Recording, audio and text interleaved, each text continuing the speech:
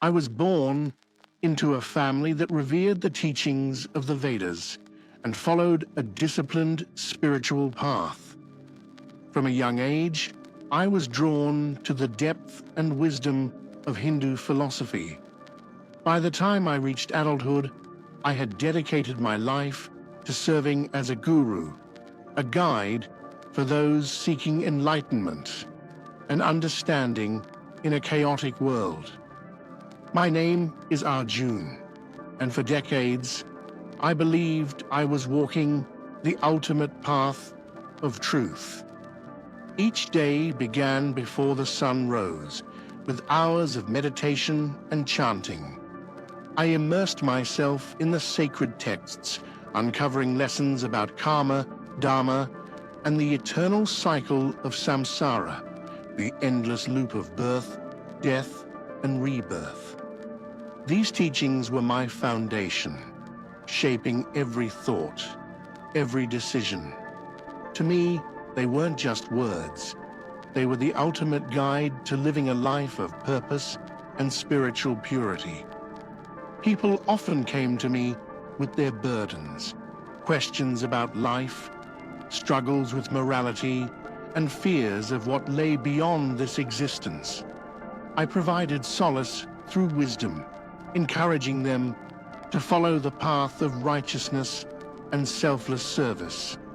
I taught that our actions shaped our destiny, and through good deeds and devotion, one could break free from the cycle of reincarnation and achieve moksha, liberation from this endless cycle. Though my life seemed full of meaning, there were whispers of doubt that I carefully buried. Despite my unwavering discipline and teachings, I couldn't shake the occasional unease that would creep into my mind. What if there was something more?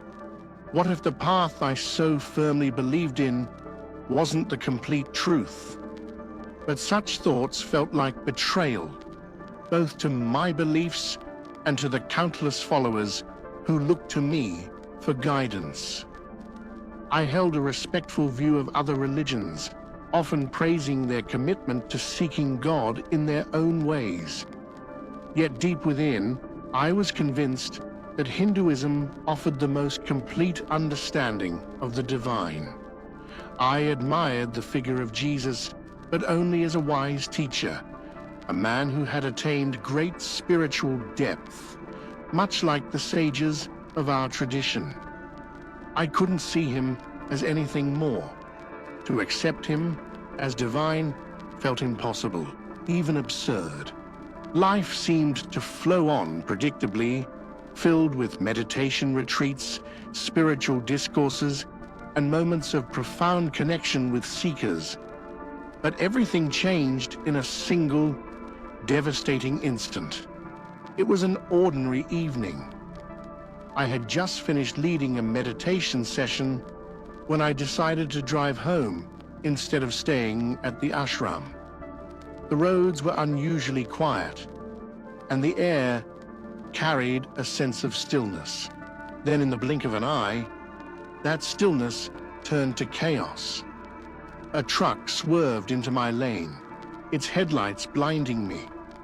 There was no time to react, no moment to brace myself. The impact was deafening, a sudden violent end to the calm that had defined my life. I remember fragments, the sound of metal crunching, the feeling of my body being hurled inside the vehicle, and the faint echoes of voices shouting in panic. Then came the pain, sharp and all-encompassing, as if every fiber of my being was unraveling. But even the pain began to fade, replaced by an eerie silence. I found myself suspended in a strange void, as if my body no longer belonged to me. The physical world grew distant, its colors and sounds dissolving into a faint hum. The stillness was unlike anything I had encountered in meditation. This wasn't the deep peace I often sought. It was an unfamiliar transition, a door opening to something I couldn't yet comprehend. My vision blurred, and I felt myself slipping further away. The thought that this might be the end briefly crossed my mind, but it didn't bring fear. Instead, it carried a strange curiosity, a sense that I was about to face a truth far beyond the teachings I had spent my life mastering. The last thing I heard before everything went dark was the distant voice of a stranger, perhaps a paramedic, shouting, "We're losing him." And then the darkness enveloped me completely. What happened next would shatter everything I thought I knew, forcing me to confront questions I had buried for decades. I was stepping into the unknown, where the truths I held so tightly would be tested against something far greater than myself. I found myself floating, weightless, in a space that was both familiar and alien. Below me, I could see my own body sprawled awkwardly across the wreckage of the car. The paramedics worked frantically, their faces tense, their hands moving with urgency. I heard fragments of their words, "No pulse, clear the airway." But they felt distant, muffled, as if coming from another world. For a moment, I didn't realize I was separate from my body. I tried to speak, to move, but nothing happened. Panic began to rise within me as I saw my motionless form below, bloodied and lifeless. Was this some vivid dream, or had I entered a state of deep meditation without realizing it? But then, the cold, undeniable truth struck me. I was no longer in my body. There was a strange detachment, an odd calmness that overtook my initial panic. I felt no pain, no physical tether to the wreckage or the chaos around it. Instead, I observed it all with a peculiar clarity, as though I were watching someone else's life unfold. My own face, pale and still, seemed foreign to me. I wasn't sure how long I lingered there, suspended between two worlds, but time felt irrelevant. There was only the weightless, dreamlike state of observation. Then from the corner of my awareness, I noticed something extraordinary, a soft, radiant glow emerging from the darkness that surrounded me.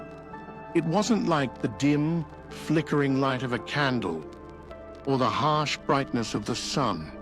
This light was different, alive with an energy that seemed to pulse with warmth and invitation. It grew stronger, more vibrant, until it was all I could see. The light wasn't just bright, it was tangible, as though it reached out to me, wrapping around me with a gentle yet undeniable pull. I had spent my entire life in pursuit of spiritual enlightenment, seeking peace and unity with the divine through meditation and devotion. Yet this light was unlike anything I had encountered in those quiet hours of introspection. It wasn't the serene stillness I was accustomed to.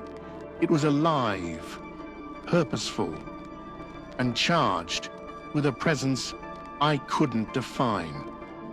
My first reaction was hesitation. This wasn't the oneness I had sought through the teachings of the Bhagavad Gita or the meditative practices I had mastered over decades. This felt different, foreign, and yet profoundly intimate. I wondered if I was being tested, if this was some karmic vision meant to guide me toward the next step in my spiritual journey. But before I could reason my way through it, the pull of the light grew stronger.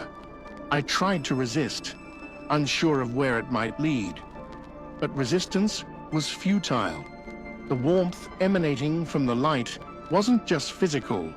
It seemed to touch the very core of my being, dissolving my doubts and fears. It carried an overwhelming sense of peace, a reassurance that whatever lay ahead was part of something far greater than myself. The light wasn't just inviting, it was compelling, as though it held answers to questions I hadn't yet dared to ask. I began to drift toward it, not by choice, but by an irresistible force that seemed to guide me. Each moment brought me closer to the light, and with every inch, I felt layers of my old self begin to fade away. My doubts, my tightly held beliefs, my very sense of identity, all seemed insignificant in the face of this radiant presence. I was no longer Guru Arjun, the spiritual leader who had spent a lifetime teaching others about the path to enlightenment. I was simply a soul, unmoored and vulnerable, moving towards something far beyond my understanding. As I drew nearer, the light enveloped me completely, washing over me with a warmth that felt like the purest form of love. It was as though every question I had ever carried, every doubt and fear, was being answered without words. I felt seen, known, and understood in a way I had never experienced before. This wasn't the impersonal divine force I had always envisioned. This was deeply personal, intimate, and infinitely powerful.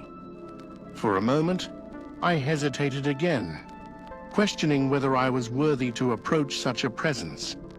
But the light seemed to respond to my thoughts, as though it could sense my uncertainty.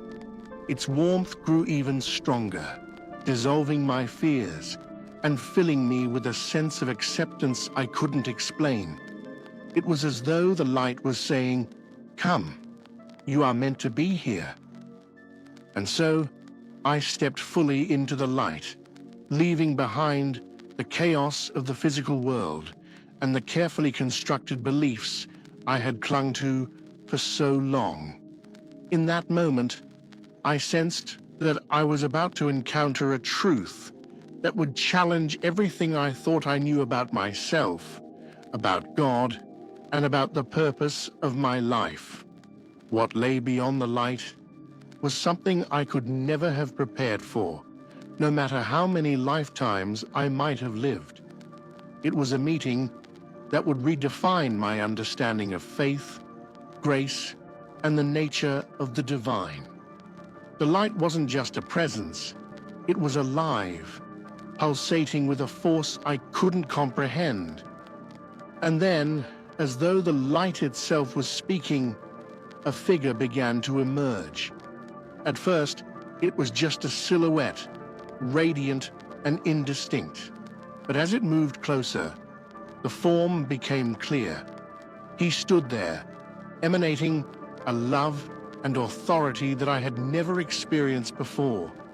His gaze met mine, and it was as if every corner of my soul had been laid bare. I knew, without needing to be told, who he was. This was Jesus, the one I had heard of but never truly considered. To me, he had always been a figure in the background, respected in his teachings, but irrelevant to my path. Yet here he was, standing before me with a presence that defied explanation. His very being seemed to vibrate with truth, and the depth of his love was overwhelming. I wanted to speak, but words escaped me. It was as though he already knew everything I could possibly say. He took a step closer, his eyes filled with compassion and an understanding that made me feel both comforted and exposed. When he finally spoke, his voice was gentle, yet firm, carrying a weight that went beyond sound.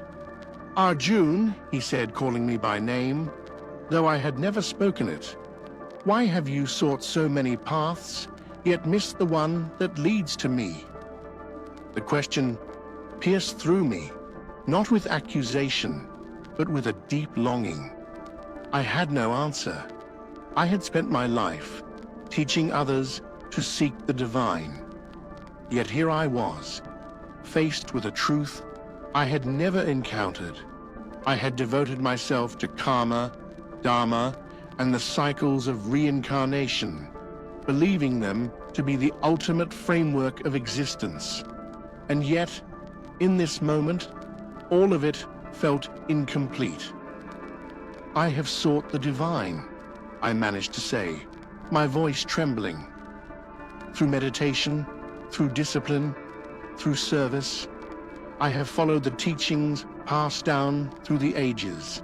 Jesus nodded, his expressions softening further.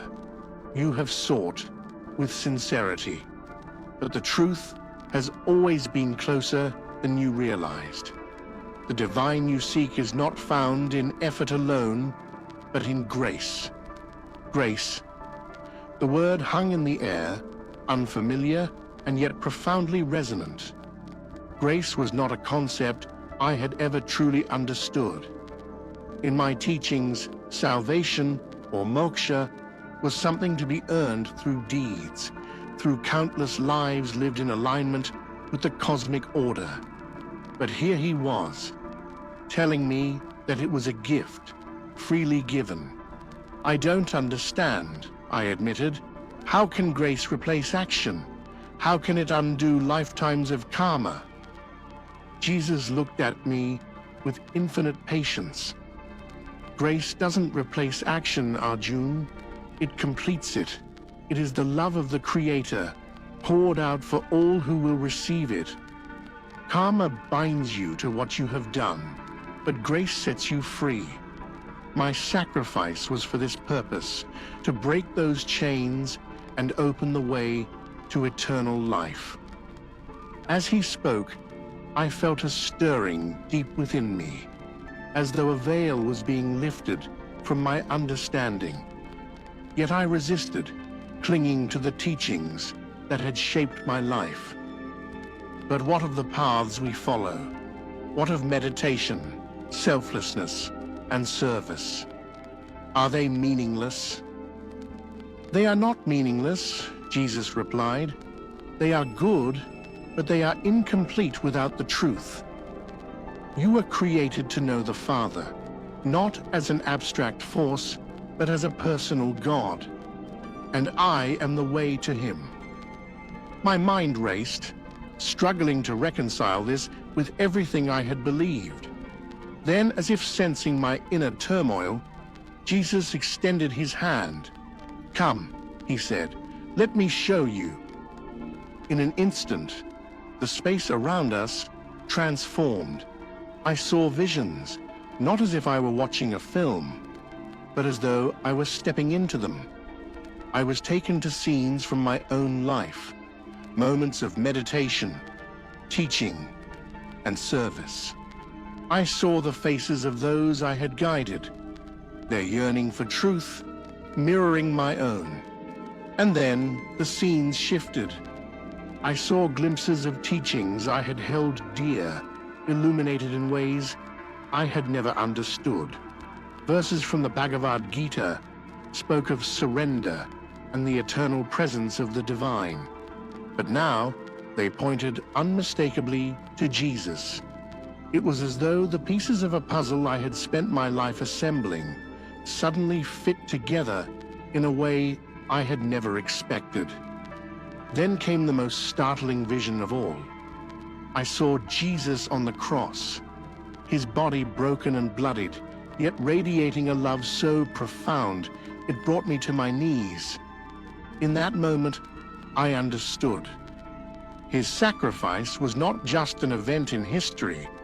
It was the culmination of everything I had been searching for. It was the bridge between humanity and the divine, the answer to the longing I had carried in my soul.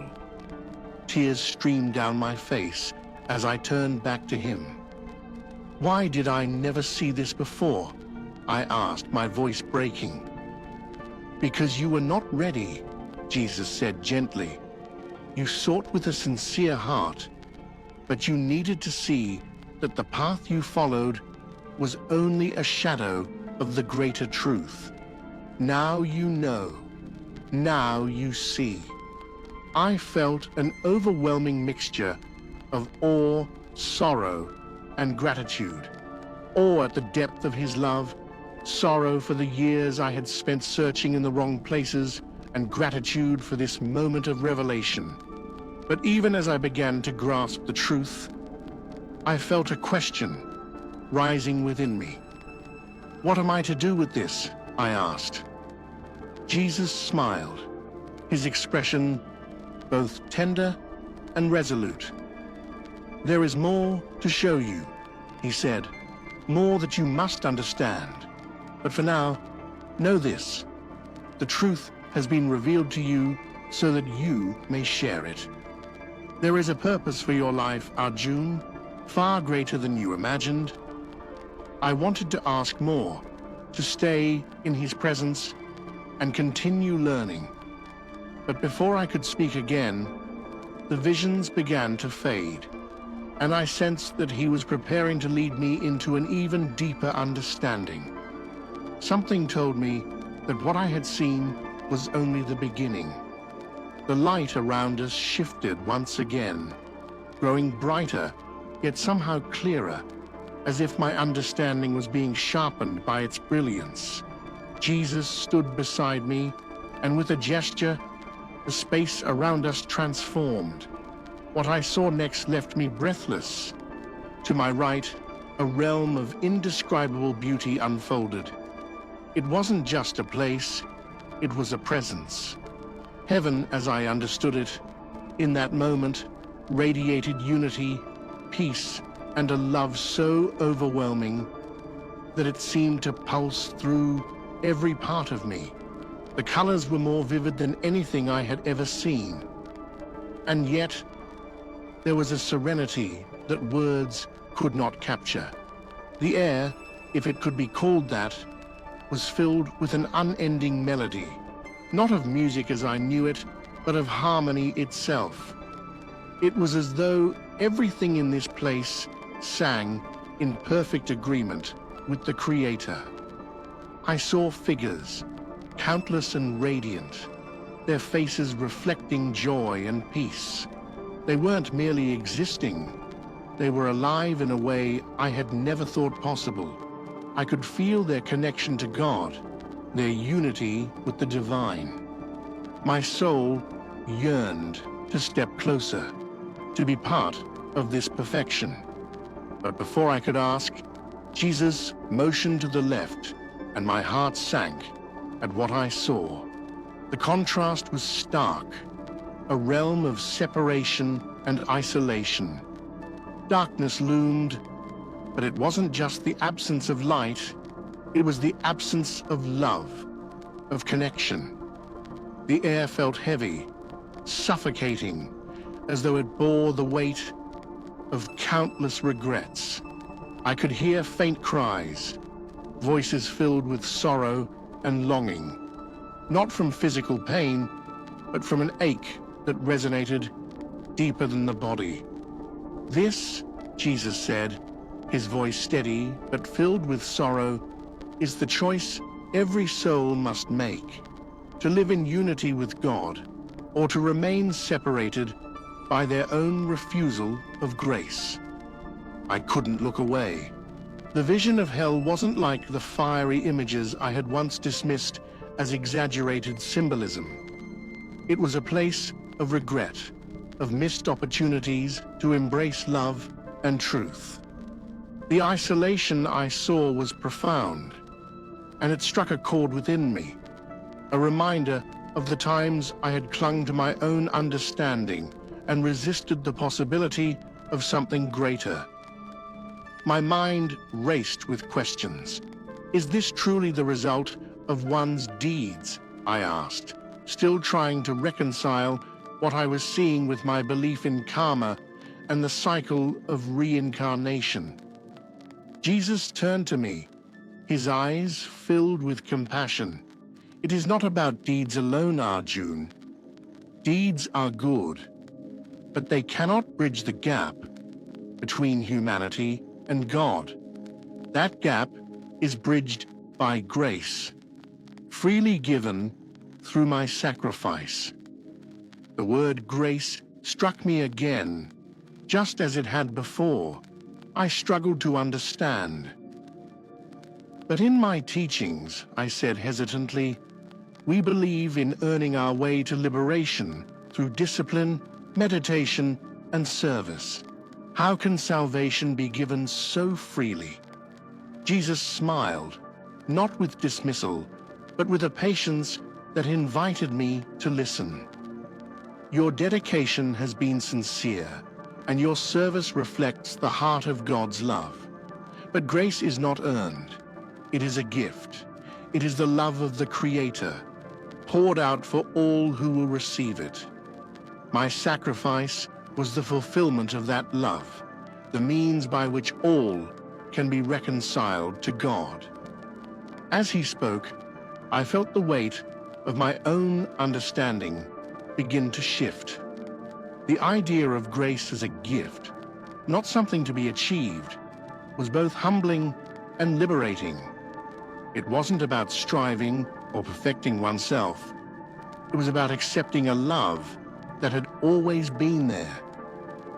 But why me? I asked, my voice trembling. Why show this to me? I am not a Christian. I have lived my life teaching a different path. Because you sought truth with a sincere heart, Jesus replied, and because the truth is for all. God's love is not bound by culture or tradition. It is universal for every soul. Tears welled in my eyes as I began to grasp the enormity of what he was saying. This wasn't about abandoning my heritage or rejecting the values I had held dear. It was about embracing a greater truth that transcended everything I thought I knew. Jesus stepped closer, his presence filling me with both awe and peace. Arjun, he said, you have seen the truth. Now I ask you to accept it. Will you let go of the need to earn what has already been given? Will you receive the grace that sets you free? I hesitated not because I doubted what I was seeing, but because I knew the implications of this decision. Accepting what Jesus offered would change everything, my identity, my teachings, my life. But as I looked into his eyes, I realized that holding on to my old beliefs out of fear would only keep me from the peace and unity I had glimpsed in heaven. Yes, I whispered, my voice shaking, I accept. At that moment, a wave of love and warmth washed over me, more powerful than anything I had felt before. It was as though the very essence of God's love had enveloped me, filling every part of my being. I understood, in a way that went beyond words, what it meant to be truly free. But even as the peace settled over me, I felt a new weight, a calling. Jesus looked at me with a mixture of compassion and resolve. You must return, Arjun, he said. What you have seen is not just for you. There are others who need to hear this truth, who need to know that grace is for them too. The thought of returning to my life, to the expectations of my community, and the role I had played for so long, filled me with apprehension. How could I share this without being misunderstood or rejected? But as if sensing my fear, Jesus placed a hand on my shoulder. You will not be alone, he said. My spirit will guide you, and my love will sustain you. Trust in the path I have set before you. I nodded, though my heart was heavy with the weight of what lay ahead. The visions around me began to fade, the light dimming as I felt myself being drawn back to the physical world. But one thing was clear. I could never return to the life I had known. Everything had changed. When I opened my eyes, I found myself lying in a hospital bed, surrounded by anxious faces. My family, my closest followers, and even a few strangers looked down at me, their expressions a mixture of relief and disbelief. They had thought they'd lost me. But even as their joy washed over me, I couldn't fully share it. Something far greater had happened, something that left me shaken to my core. I was alive. My body was battered, but my mind and soul felt heavier than ever before. The visions, the light, the presence of Jesus, all of it was as vivid in my memory as the moment it had occurred. It wasn't a dream or hallucination. It was real, yet I couldn't bring myself to speak of it. How could I, the spiritual leader of so many, confess that I had encountered truths that contradicted so much of what I had taught? As the days passed and my physical strength began to return, the weight of what I had seen grew heavier. My disciples came to visit me, seeking reassurance, wisdom, and guidance, but I felt like an imposter. I couldn't look into their eyes without hearing the words Jesus had spoken to me. Grace is not earned, it is given. My entire life had been dedicated to teaching that liberation came through deeds, meditation, and spiritual discipline. Yet, in one divine encounter, everything I thought I knew had been overturned. The simplicity of grace, a gift freely given, was both liberating and terrifying. How could I reconcile this with the teachings of karma and reincarnation that I had so fervently believed? One night, as I lay awake, the inner conflict reached a breaking point. The questions were relentless. Had I been wrong all these years? Had I misled the very people who looked to me for spiritual guidance? And yet how could I deny what I had experienced? The peace I had felt in the presence of Jesus, the clarity of his words, and the love that radiated from him, it was undeniable. I realized I needed answers. But where could I turn? The Guru Granth Sahib, the holy scripture I had studied my entire life, suddenly felt incomplete. I still respected its teachings, but I now saw them in a different light, as though they were pointing towards something greater. Quietly, without telling anyone, I began to seek out a copy of the Bible. It wasn't easy. The idea of me, a respected guru, studying Christian scriptures, was unthinkable. If anyone in my community found out, it would create an uproar. But my need to understand what I had seen and heard outweighed my fear of judgment. When I finally held a Bible in my hands, my heart raced with a mix of anticipation and apprehension. I opened it hesitantly, unsure of what I would find. The first words I read were from the Gospel of John. In the beginning was the Word, and the Word was with God, and the Word was God. The simplicity and power of those words struck me. It was as though they echoed the very presence I had encountered in the light. As I continued to read, I found myself drawn to the accounts of Jesus' life, his teachings, his miracles, and ultimately, his sacrifice. The words resonated deeply, not as abstract concepts, but as living truths. I saw parallels with some of the principles I had long held dear: compassion, service, humility, but the central message of grace and salvation through Jesus was unlike anything I had encountered before. The more I read, the more I began to question the framework of karma that I had so firmly believed in. If salvation was a gift, as Jesus had shown me, then the endless cycle of birth and rebirth seemed incomplete. Grace was not something to be earned through lifetimes of effort.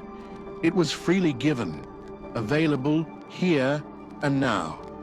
But as clarity began to emerge, so did fear. How could I explain this to anyone? My family, my followers, my entire community. They looked to me as a guide, a symbol of unwavering faith in the path I had walked all my life. How could I tell them that I was now walking a different path, one I was only beginning to understand myself? One evening, as I sat in quiet reflection, my wife entered the room. She had always been my confidant, the one person who knew me better than anyone else. Her concern for me was evident, but so was her patience. She had been waiting for me to open up, to share what was weighing on me. "Ah, June," she said gently, "something has changed in you. I can see it.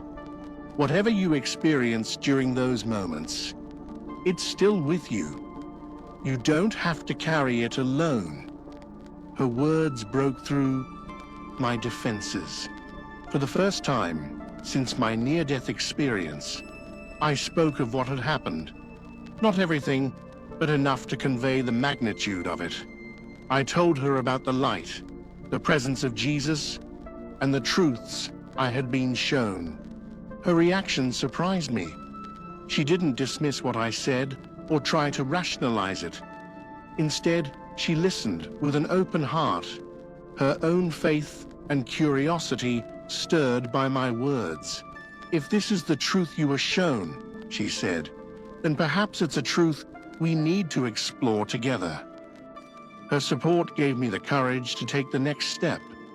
I began to reach out to people outside my immediate circle, cautiously sharing fragments of my experience.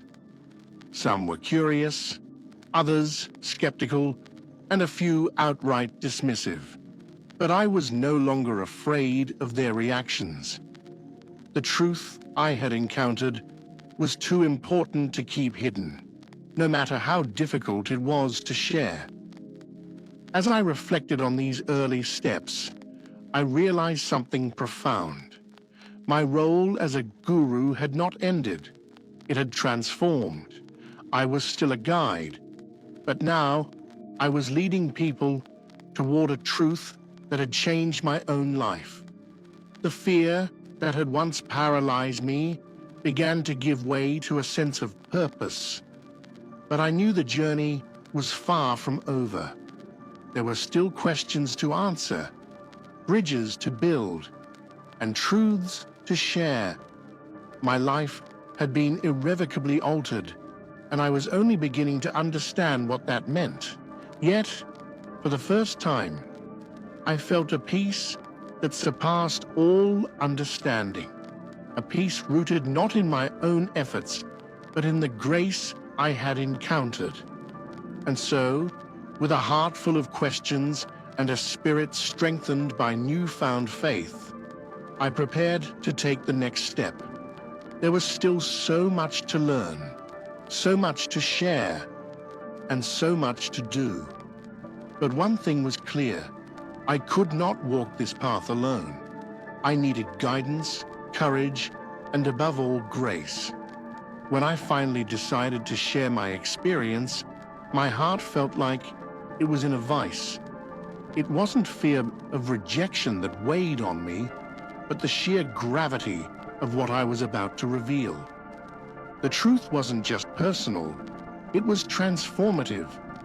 And I knew it had the potential to change lives as it had changed mine. But how would others receive it? That uncertainty was daunting. I chose to begin with someone I trusted deeply, a fellow spiritual leader and friend named Rabbi. He had always been a man of open-mindedness, someone who valued exploration and dialogue over dogma. If anyone could listen without judgment, it was him. We sat in the quiet of my study, the air heavy with unspoken words. Ravi waited patiently as I gathered the courage to speak. Something happened to me, I began, my voice trembling. Something I cannot explain in the framework we've known all our lives. His brow furrowed slightly, but he didn't interrupt. Encouraged by his silence, I recounted my near-death experience, my detachment from my body, the light, and most significantly, my encounter with Jesus. I described the visions, the revelations about grace, and the invitation to embrace a new understanding of salvation. When I finished, Ravi was silent for a long moment. Finally, he said, "Arjun, this is unexpected, but I cannot dismiss the sincerity in your voice or the transformation I see in you. Perhaps there is more to this truth than we've understood." His words were like a balm to my soul. For the first time, I felt validated, as though I wasn't completely alone in this journey. But his curiosity also raised questions, ones I wasn't fully prepared to answer. "How do you reconcile this with what we've taught and believed?" he asked. "I don't have all the answers," I admitted. "But what I do know is that the truth I encountered is undeniable. It wasn't a rejection of what we've practiced, but a fulfillment of it. Grace isn't something I ever understood before, but now it feels like the missing piece." Encouraged by Ravi's willingness to listen, I decided to take a bolder step. I began attending Christian gatherings in secret. At first, it was awkward, almost surreal. I felt out of place, as though I were trespassing in a space not meant for me.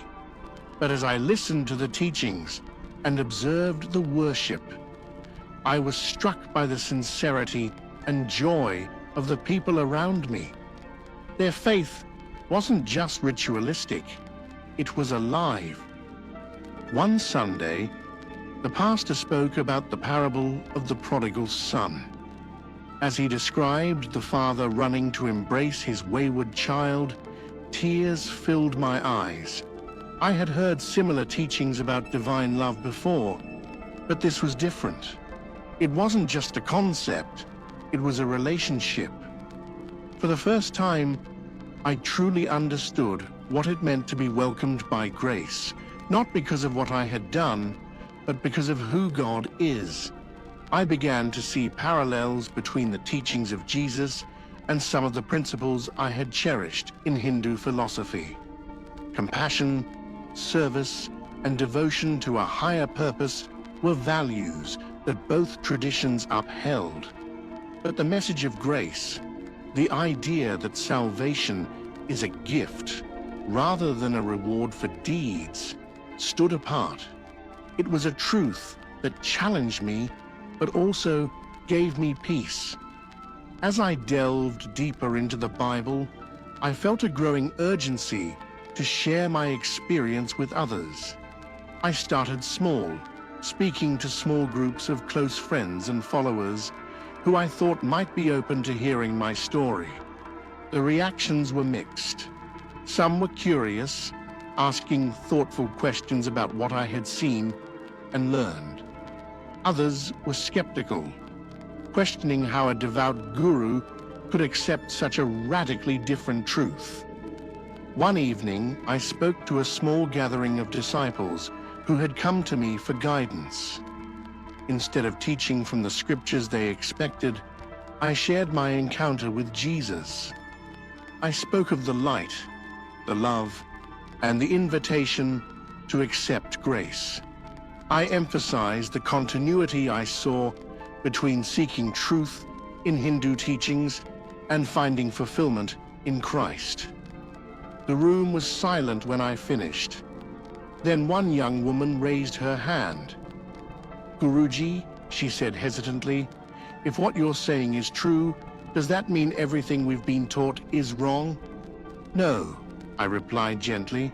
What we've been taught is not wrong, but incomplete. The truths we've sought through meditation, service, and devotion have led us here, to this greater truth. It's not a rejection of what we've known, but an expansion of it. That seemed to resonate with some, but I could sense the unease in others. Change is never easy, especially when it challenges deeply held beliefs. Yet I knew that sharing my story was not about convincing anyone. It was about planting seeds of truth and allowing them to grow in their own time. As I continued these small discussions, I realized that my message was not just about my experience, but about the universal love of God. It wasn't about abandoning culture or tradition, but about embracing the fulfillment of what those traditions pointed toward. Grace wasn't bound by religion or ritual, it was for everyone. But I knew that speaking to small groups wasn't enough. If I was to truly honor the calling I had received, I needed to address my entire community. It was a daunting prospect. These were people who had looked to me as a spiritual leader, who trusted me to guide them in the path of Dharma. How would they react to hearing that I had encountered a truth that transcended everything I had once taught? The night before I planned to speak publicly, I prayed, not in the way I had been taught, but in the way I had learned from the Bible. I asked for courage, wisdom, and clarity. Most of all, I asked for God's will to be done, regardless of the outcome. The next morning, as I stood before a gathering of my followers, my heart pounded in my chest. I began by acknowledging their trust and faith in me. Then with a deep breath, I said, I have always sought to lead you toward truth, but recently, I have encountered a truth so profound that it has changed me forever. I can no longer remain silent about what I have seen and learned. The room was still as I recounted my near-death experience, my encounter with Jesus, and the message of grace that had transformed my understanding of God. I spoke from the heart, knowing that some would accept my words and others would not.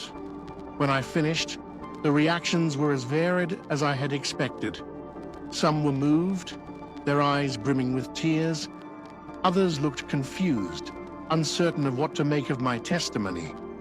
And a few stood in quiet defiance, their disapproval evident. But despite the mixed reactions, I felt a sense of peace. I had done what I was called to do. The rest was in God's hands. For the first time in my life, I truly understood what it meant to trust in His grace. When I fully embraced Jesus as my Savior, it felt as though a veil had been lifted from my soul. The peace I experienced was unlike anything I had known in my years of meditation and spiritual practice. It wasn't the fleeting tranquility of quieting the mind, but a profound, enduring sense of being held in unconditional love. For the first time, I felt truly free, not because I had achieved enlightenment through effort, but because I had received grace through faith. The decision to follow Christ was not without challenges. My identity as a guru had been the foundation of my life. My teachings, my community, my family, everything was rooted in my role as a spiritual leader within Hinduism. To walk a new path meant redefining my entire existence, and that was both terrifying and liberating. I began to build bridges between my old life and my new faith. I knew that my story had the potential to alienate some, but inspire others. With humility, I started to share how the teachings of Jesus fulfilled the deepest truths I had sought within Hinduism. Concepts like compassion, service, and devotion, values central to both faiths, took on new meaning when seen through the lens of grace and salvation. One of the first steps I took was addressing my family. My wife and children had always supported my spiritual journey, but this was something entirely different. Sitting them down, I shared my experience with trembling hands and a heart full of prayer. I spoke of the light, the encounter with Jesus, and the invitation to accept his love. My wife listened intently, her expression a mixture of concern and curiosity. "Arjun," she said softly, "this is a lot to process, but I see the change in you, and I trust your heart." Her words gave me strength. Over time, my family began to explore Christianity alongside me. We started attending church together, studying the Bible, and engaging in discussions about faith. It wasn't an easy transition, but it was a deeply rewarding one. Watching my children grow in their understanding of God's love was one of the greatest joys of my life. However, not all reactions were as supportive. Within my broader community, my story was met with skepticism, resistance, and even anger. Some viewed my transformation as a betrayal, accusing me of abandoning the faith and traditions I had once upheld. Others dismissed my experience as a hallucination or a moment of weakness. Their words stung, but they also deepened my resolve. I began to see these challenges as opportunities to demonstrate the love and grace I had received. Instead of arguing or defending myself, I focused on sharing my story with authenticity and compassion. I reminded myself that transformation often begins with discomfort, and that planting seeds of truth sometimes requires patience. To reach a wider audience, I started writing about my experience and speaking at interfaith gatherings. My goal wasn't to convert anyone, but to spark dialogue and understanding. I emphasized that my journey was not about rejecting one faith for another, but about discovering the fullness of God's love. I wanted people to see that grace is available to everyone, regardless of their background or beliefs. One of the most powerful moments of my journey came during a gathering where I spoke to a mixed audience of Hindus, Christians, and Sikhs from various backgrounds. As I shared my story, I noticed tears in the eyes of an elderly man sitting in the front row. Afterward, he approached me and said, "I've been searching for answers my whole life, and your story has given me hope. Thank you." Moments like these reminded me why I had been called to share my testimony. It wasn't about convincing people or proving a point. It was about pointing them toward the light I had encountered. Reconciliation with my followers was another significant part of my transformation. Many of them had looked to me for guidance, and my departure from traditional teachings had left them feeling lost or betrayed. I reached out to them with humility, acknowledging their feelings and sharing my heart. Some chose to walk away, but others stayed, curious about the new path I had taken. Over time, some even joined me in exploring Christianity, drawn by the message of grace and the love of Christ. Through it all, I leaned on my new spiritual family in the church. Their support and encouragement were a constant source of strength. They welcomed me without judgment, providing a safe space to grow in my faith. Their kindness reminded me of Jesus' teachings about love and community, and I felt grateful to be part of something so beautiful. As I reflect on my journey, I am struck by the courage it took to seek truth, even when it meant stepping into the unknown. Letting go of everything I thought I knew was one of the hardest things I've ever done, but it was also the most rewarding. Through my experience, I learned that God's love transcends all boundaries, cultural, religious, and personal. To anyone listening to my story, I want to encourage you: never stop seeking truth. Whether you're firm in your faith, questioning, or somewhere in between, know that God's love is waiting for you. If you're carrying doubts, fears, or burdens, bring them to Him. Grace isn't something you earn. It's a gift freely given. As I close, I invite you to share your thoughts or prayer requests in the comments below. Your journey matters, and I'd be honored to pray for you. If this story has touched you, I encourage you to explore more incredible NDE testimonies linked at the end of this video. They're stories of hope, transformation, and the limitless power of God's love. Thank you for joining me on this journey. May you be blessed with peace, truth, and the courage to follow wherever the light leads.